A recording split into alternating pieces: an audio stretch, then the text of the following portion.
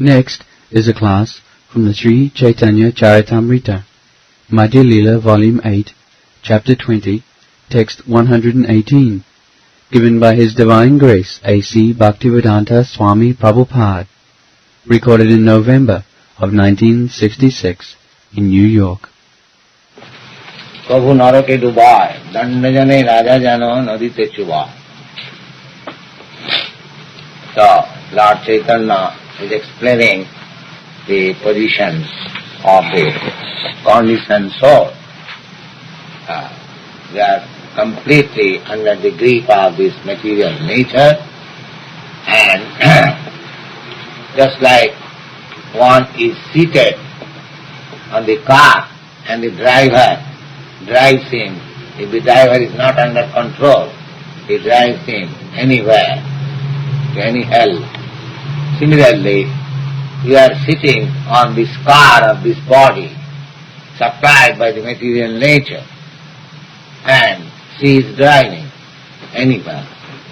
Sometimes up, sometimes down, and this way we are suffering life after life, birth after birth.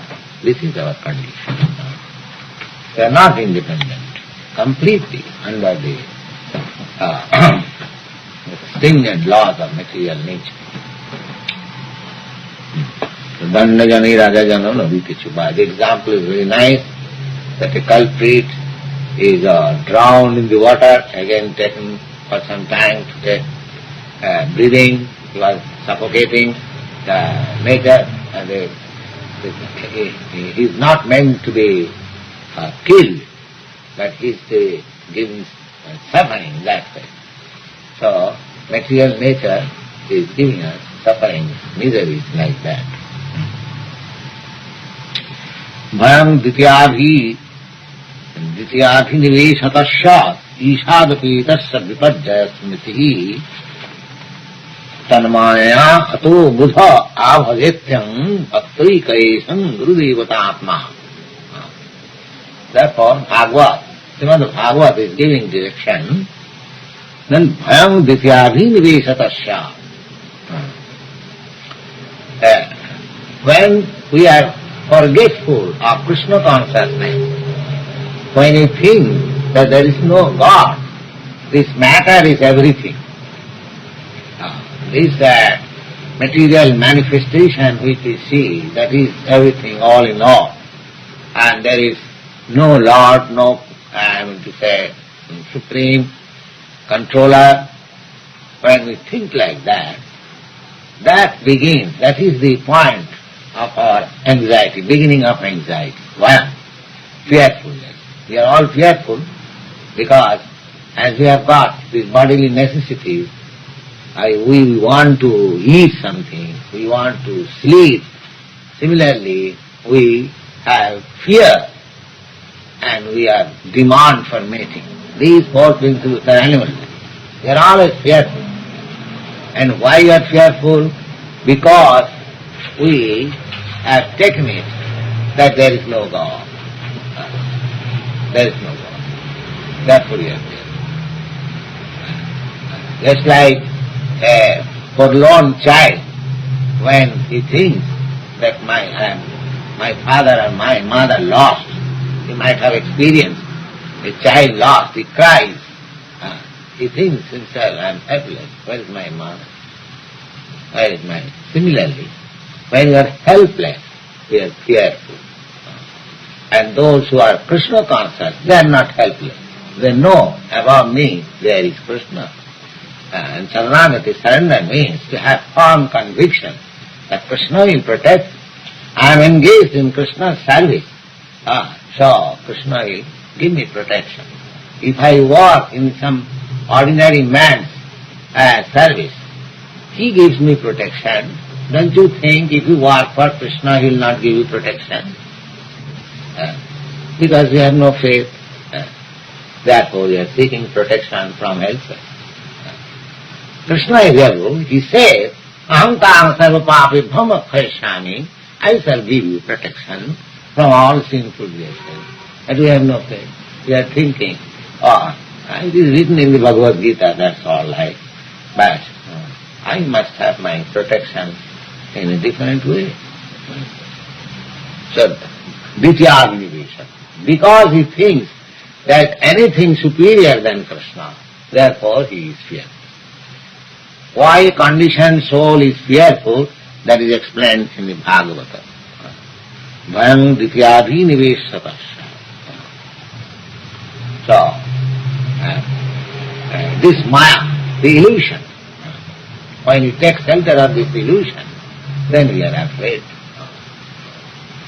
And when we understand that illusion, this energy, is under the control of Krishna, because illusion, this material energy, is also Krishna's energy, inferior energy. So, even if I am within this material energy, when I am forgetful of Krishna, this material energy is fearful for me. And when I am in Krishna consciousness fully, there is no question of fearfulness from material nature. Therefore, tanmaya abhajatam, therefore it is our duty to regain our lost consciousness, Krishna consciousness. That is the duty of this human form of life. Abhajatyam bhaktaika isham. Simply by devotion. If you want to worship the Supreme Lord, then you have to worship Him simply by service. There is no other process.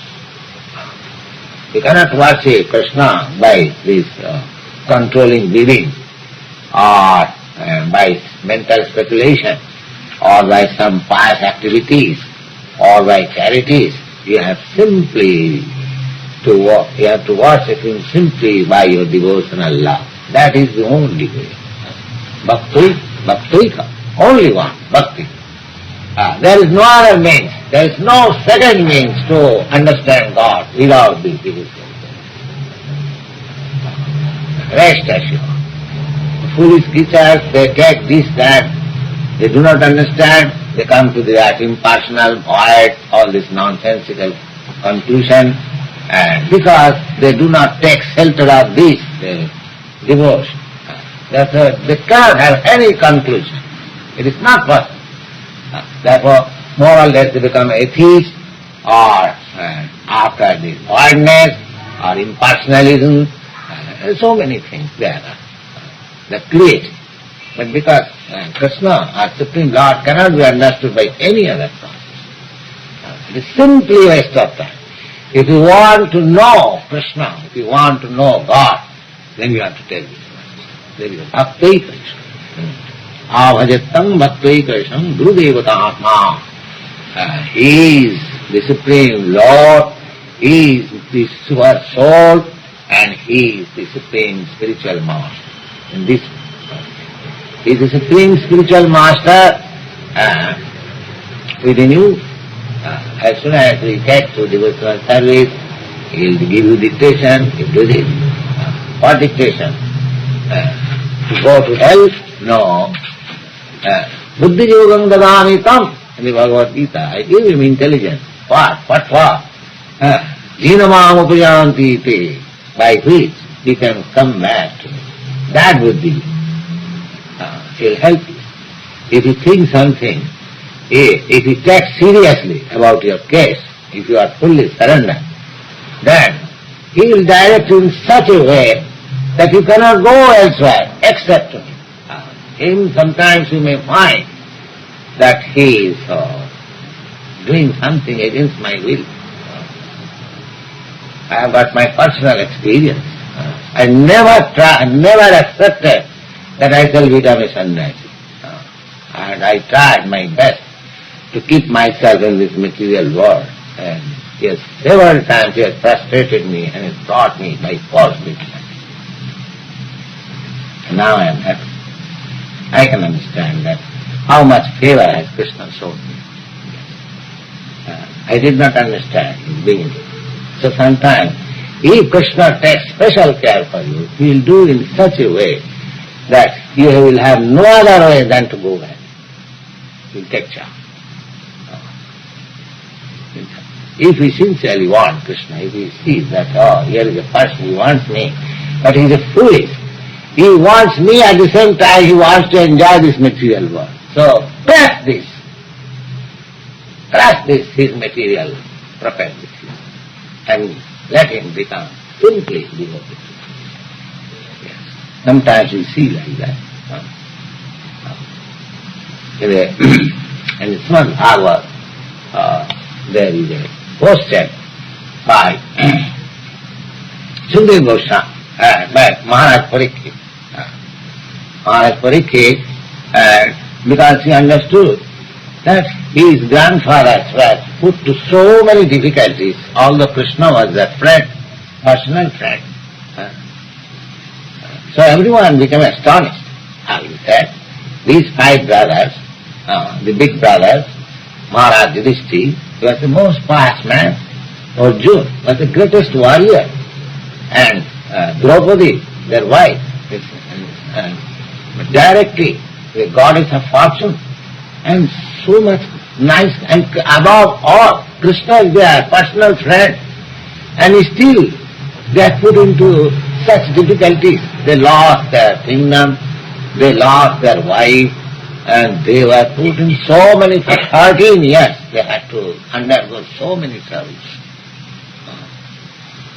So, this was astonishing. Even Bhishma, he cried, I cannot understand why these 5 brothers are put into so many difficulties, in spite of their all these qualities. So, their grandson, Maharaj Parikshit, when he was being taught by Sukadeva Goswami, he had some suspicion about devotion to Krishna, not suspicion, just to teach us. He inquired that Lord Krishna, he is Vishnu, he is the, master of the goddess of fortune. Why people who become Krishna conscious or a devotee of Vishnu, they remain poor, and others, those who worship Shiva and other demigods, they become very rich. What is the reason? He is the proprietor of everything, so one who wants him, they become poor. Whereas Lord Shiva, he hasn't got even a house of his own. He is a pauper, and one who worships him, he becomes rich. You know the history of Lord Shiva. He hasn't got a house. He lives under the tree or in some mountain. But one who worships Shiva, they get material opulence very nicely. Therefore, a person has become very easily, and they can smoke ganja. So all this captivates person to become a devotee of Shiva. Or Ginsberg is a devotee of Shiva, for us to know. Anyone who wants this material prosperity naturally to become the devotee of Shiva. So this is contradictory. Shiva has no house even, not even a dwelling place, residence. He is a pauper. And worshipping him one becomes richer. And Krishna is Sahasra Sata Samramasi Bhumanam. Always, thousands of goddess of fortune is serving him. He says opulent. And so Krishna Bhakta, devotee of Krishna, they appear to be poorer. Why? Just the opposite. So the answer was given by Sukadeva Goswami that this very question was also put to Krishna by your grandfather. So instead of answering myself, I will put that very question or answer between your grandfather and Krishna. So what is that? The similar question was put by your grandfather Maharaj Yudhishthira to Krishna, and Krishna answered like this. What is that? Jasam anagrinnani hariseta dhanam. If I do somebody some special favor, then my first duty is I become him crushed in all material possessions.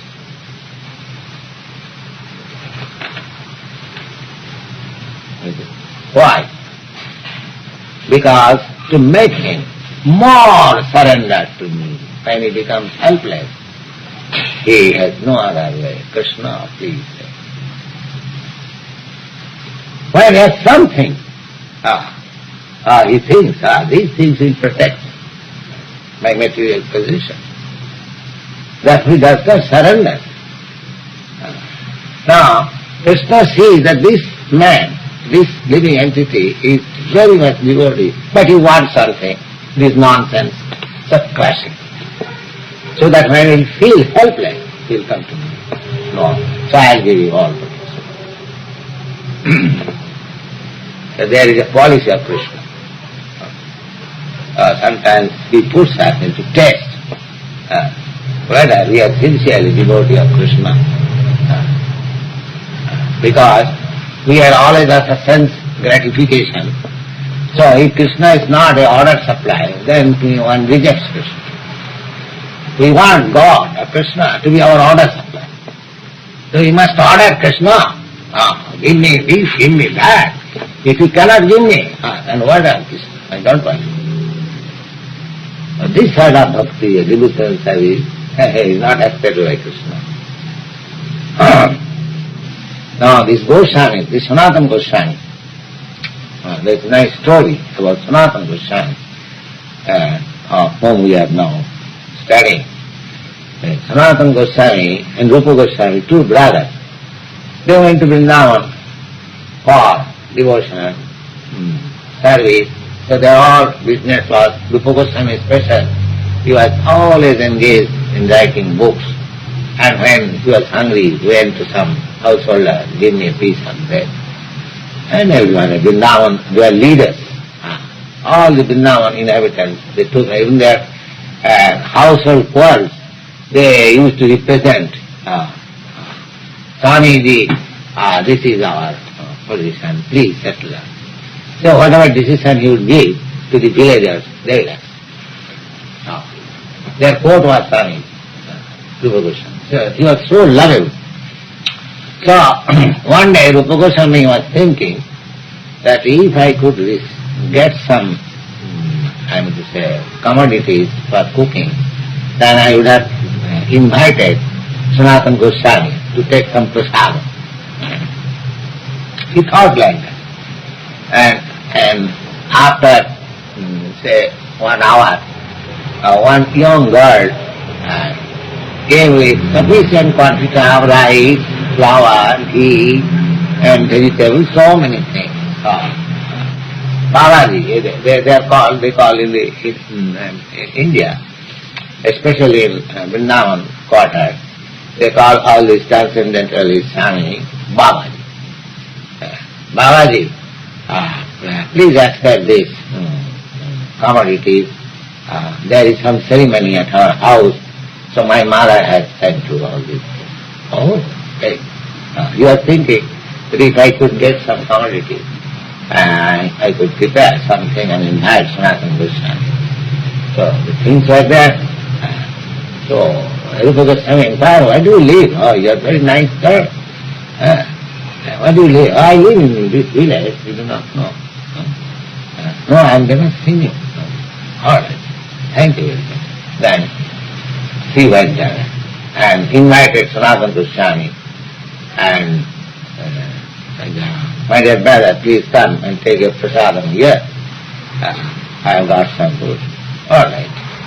So Sanatana Goswami came during prasadam time and Rupa Goswami has prepared so many nice dishes. They are also expert in cooking. Expert. You know, all devotees are expert.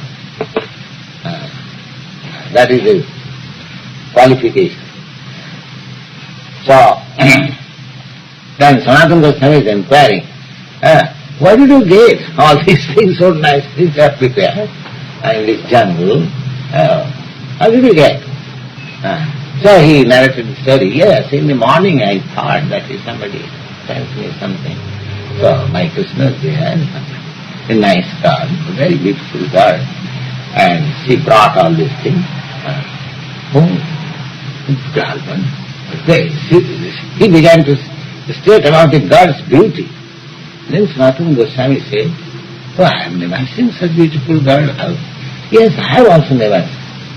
Oh, then she must be Radharani. She must be Radharani. You have taken service from Radharani? Oh, you have murdered me. We don't want to take any service from Krishna, and he has taken the opportunity to send us. We want to simply give our service, not any exchange. So you have done a great mistake. Radharani has taken this opportunity. So he began to cry. So we have taken service from Krishna. We are giving her trouble. This is pure. We are very sorry that Krishna was troubled to send me on this road. So this is the process. Krishna is also finding always opportunity how to serve my pure devotee. And pure devotee is so clever that he won't accept any service from Krishna. Just like your joke. He never said, "Krishna, you are God. Why you are putting me to war?" Indirectly. You can give me everything. Krishna said, "No." He never said that. Okay. This is the process of devotion. Thank you.